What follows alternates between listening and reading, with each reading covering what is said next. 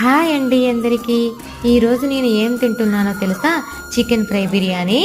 బిర్యానీ తినక 1.5 మంత్ అవుతుంది. నాకైతే బిర్యానీ తినాలని ఎన్ని రోజుల నుంచి అనిపిస్తుందో. నేను బయట ఫుడ్ వద్దన్నానని మా వారు నా మీద కోపంతో బిర్యానీ కూడా తేవట్లేదు.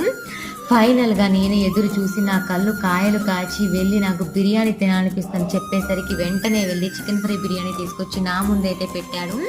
నేను దాన్ని చూసి వెంటనే ప్లేట్లో వేసుకొని తింటూనే ఉన్నాను.